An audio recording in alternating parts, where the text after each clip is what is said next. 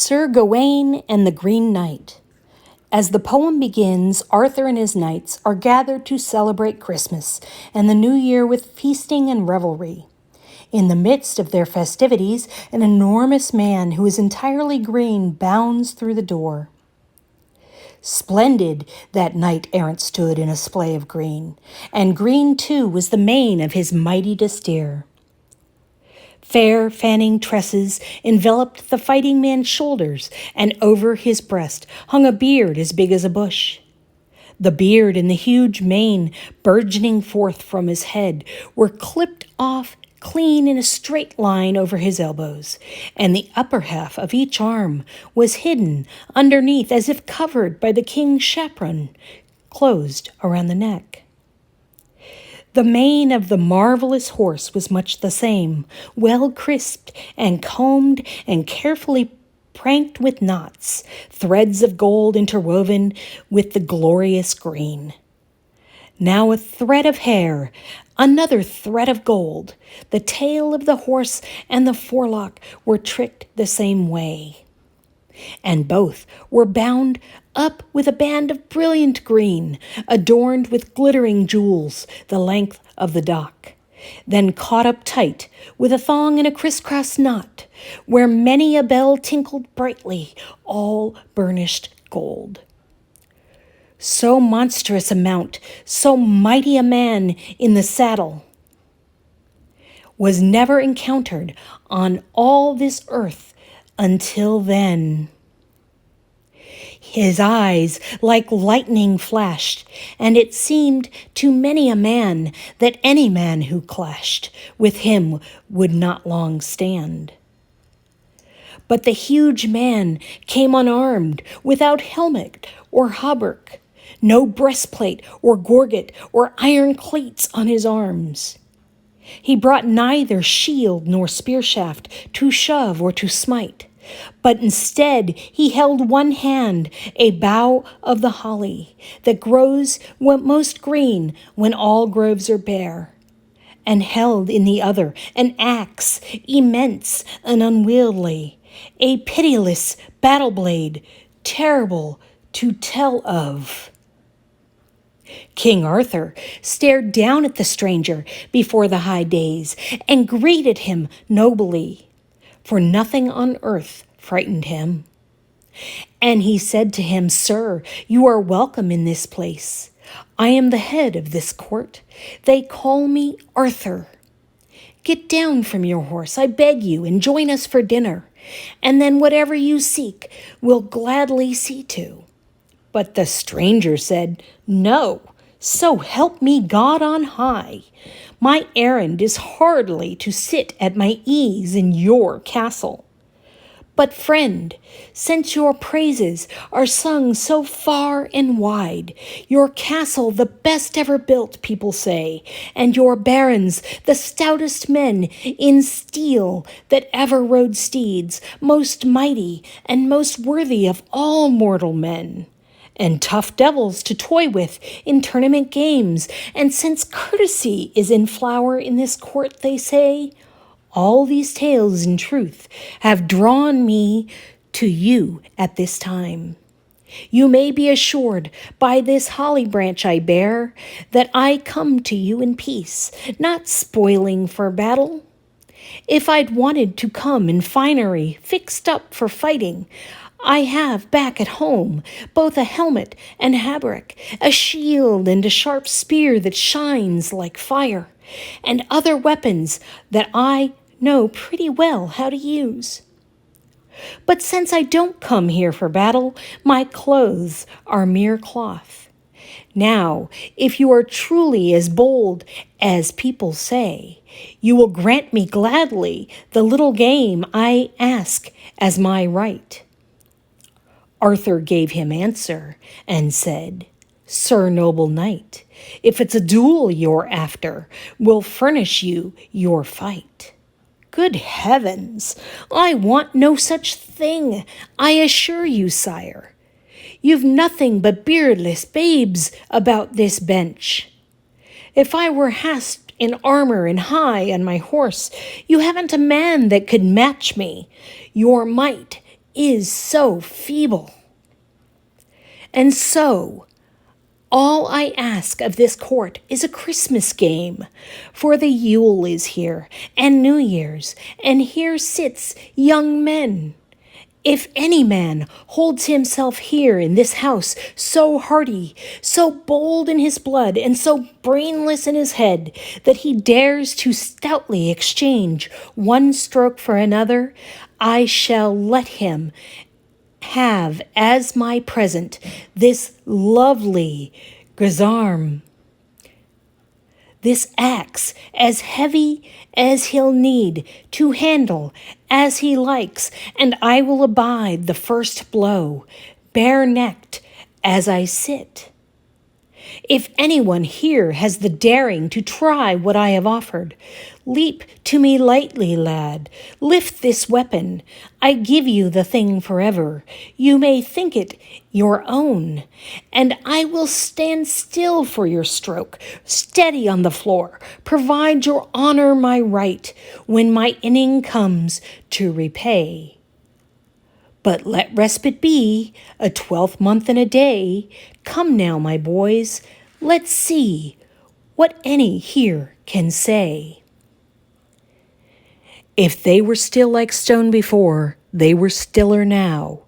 Every last lord in the hall, both the high and the low, the stranger on his desteer stirred in the saddle, and ferociously his eyes rolled around. He lowered his grisly eyebrows, glistening green, and waved his beard and waited for someone to rise. When no one answered, he coughed as if embarrassed, and drew himself up straight and spoke again. "What? Can this be King Arthur's court?" said the stranger, "whose renown runs through many a realm, far flung and wide? What has become of your chivalry and your conquest, your greatest of heart, and your grimness and grand words? Behold the radiance and renown of the mighty Round Table, overwhelmed by a word out of one man's mouth. You shiver and blanch before the blow's been shown." And with that he laughed so loud, the Lord was distressed in chagrin. His blood shot up in his face and limbs so fair. More angry he was than the wind, and likewise each man there. And Arthur, bravest of men, decided now to draw near. And he said, "By heaven, sir, your request is strange, but since you have come here for folly, you may as well find it. I know no one here who's aghast of your great words. Give me your gazarm, and then, for the love of God, and gladly I'll grant you the gift you have asked to be given." Lightly the king leapt down and clutched it in his hand. Then quickly the other lord alighted on his feet. Arthur lay hold of the axe. He gripped it by the handle and swung it over him sternly as if to strike. The stranger stood before him in stature higher by head or more than any man here in the house. Sober and thoughtful he stood there and stroked his beard, and with patience, like a priest, he pulled down his collar. No more unmanned or dismayed by Arthur's might than he'd been if some baron on the bench had brought him a glass of wine. Then Gawain at Guinevere's side made the king a sign. "I beseech you, sire," he said, "let this game be mine." "Now if you, my worthy lord," said Gawain to the king, "would command me to step up from the dais and stand with you there, that I might, without bad manners, move down from my place, though I couldn't, of course, if my liege lady disliked it. I am deeply honored to advise you before all the court, for I think it unseemly, if I understand the matter, that challenges such as this curl has chosen to offer, but met by your majesty, much as it may amuse you, When so many bold-hearted barons sit about the bench, no men under heaven, I am sure, are more hardy in will or better in body on the fields where battles are fought. I myself am the weakest, of course, and in wit the most feeble. My life would be least missed if we let out the truth. Only as you are my uncle have I any honor. For accepting your blood, I bear in my body slight virtue. And since this affair that's befallen us here is so foolish, and since I have asked for it first, let it fall to me. If I have reasoned incorrectly, let all the court say without blame. The nobles gather round and all advise the same. Let the king step down and give Sir Gawain the game. Arthur grants Gawain's request to take the Green Knight's challenge. The Green Knight asks Gawain to identify himself, and the two agree on their pact. Gawain then prepares to strike his blow against the Green Knight. On the ground, the Green Knight got himself into position. His head bent forward a little, his bare flesh showing, his long and lovely locks laid over his crown, so that any man there might note the naked neck. Sir Gawain laid hold of the axe, and he hefted it high, his pivot foot thrown forward before him on the floor, and then swiftly he slashed at the naked neck. The sharp of the battle blade shattered asunder the bones and sank through the shining fat and slit it in two, and bit the bright steel buried itself in the ground. The fair head fell from the neck to the floor of the hall, and the people all kicked it away as it came near their feet.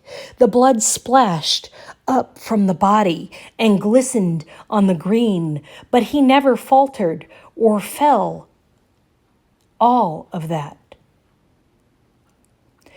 But swiftly he started forth upon stout shanks and rushed to reach out where the king's retainers stood, caught hold of the lovely head and lifted it up, and leapt to his steed and snatched up the reins of the bridle, stepped into the stirrups of steel, and striding aloft, he held his head by the hair high in his hand, and the stranger sat there as steadily in his saddle as a man entirely unharmed, although he was headless on his steed.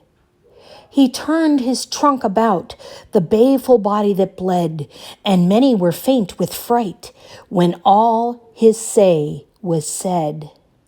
He held his head in his hand up high before him, addressing the face to the dearest of all on days, and the eyelids lifted wide, and the eyes looked out, and the mouth said just this much as you may hear.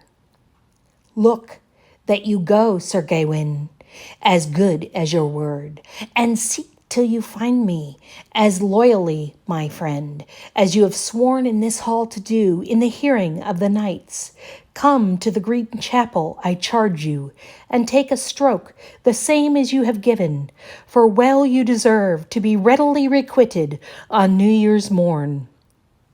Many men know me, the Knight of the Green Chapel. Therefore, if you seek to find me, you shall not fail. Come, or be counted a coward, as is fitting.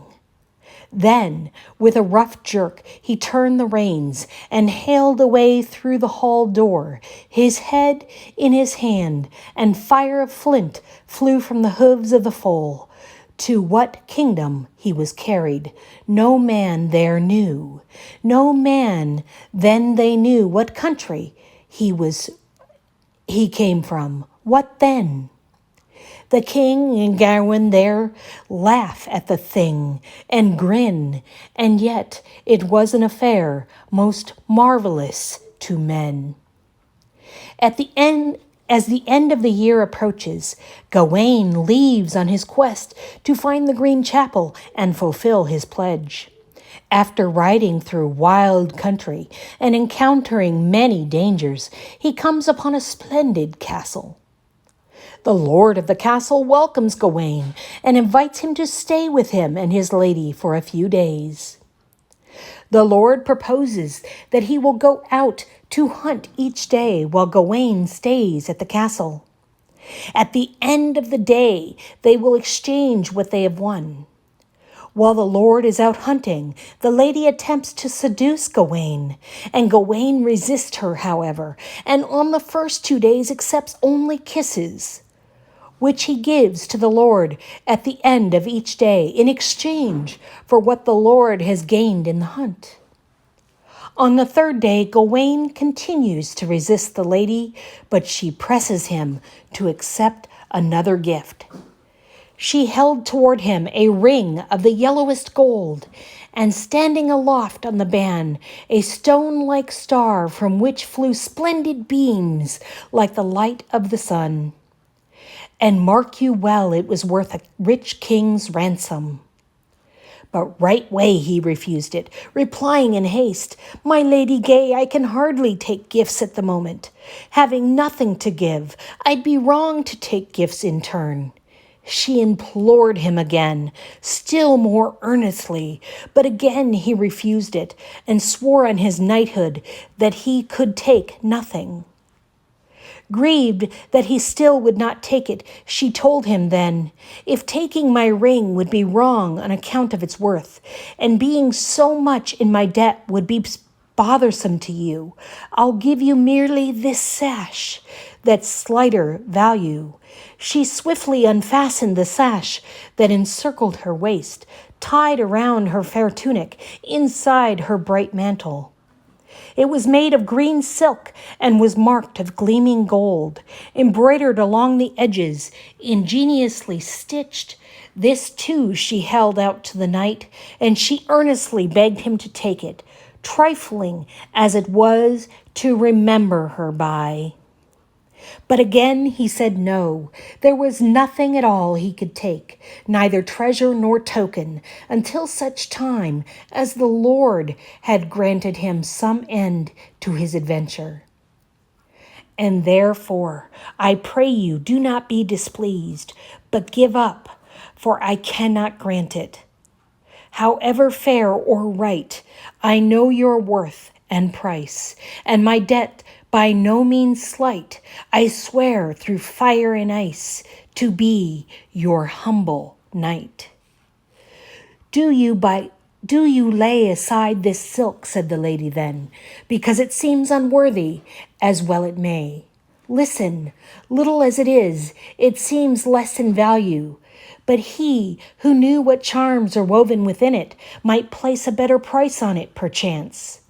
For the man who goes to battle in this green lace, as long as he keeps it looped around him, no man under heaven can hurt him.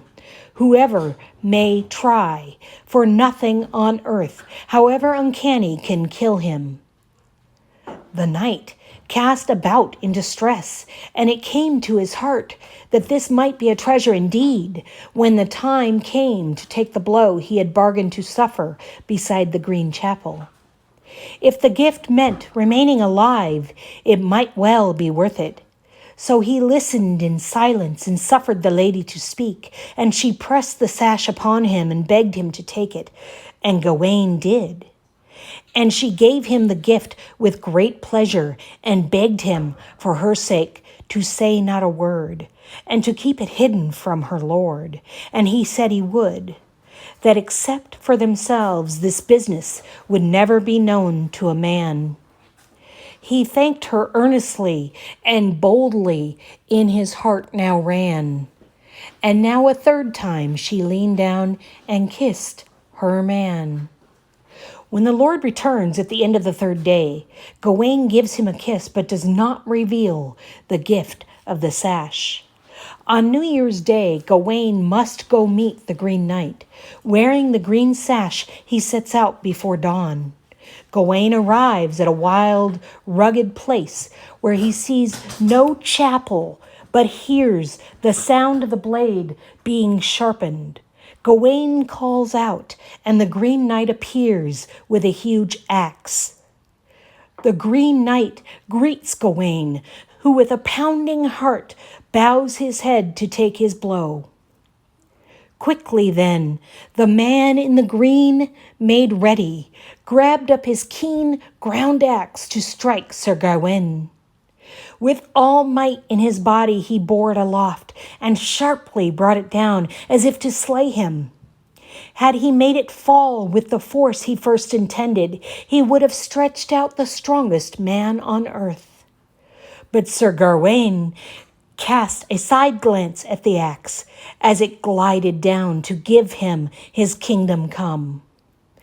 And his shoulders jerked away from the iron a little, and the Green Knight caught the handle, holding it back, and mocked the prince with many a proud reproof. "You can't be Gawain," he said, "who's thought so good, a man who's never be daunted on hill or dale. For look how you flinch for fear before anything's felt. I never heard tell that Sir Gawain was ever a coward. I never moved a muscle when you came down in Arthur's hall. I never so much as winced. My head fell off at my feet, yet I never flickered. But you tremble at heart before you're touched. I am bound to be called a better man than you then, my lord," said Gawain. "I shied once no more, you have my word, but if my head falls to the stones, it cannot be restored. But be brisk, man, by your faith, and come to the point. Deal out my doom if you can, and do it at once. For I'll stand for good one stroke, and I'll start no more until your axe has hit, that I swear." "Here goes, then," said the other, and heaves it aloft, and stands there waiting, scowling like a madman. He swings down sharp, and then suddenly stops again, holds back the axe with his hand before it can hurt, and Gawain stands there stirring, not even a nerve. He stood there still as stone, or the stalk of a tree that's wedged in a rocky ground by 100 roots. Oh, merrily then he spoke, the man in green. "Good, you've gotten your heart back. Now I can hit you.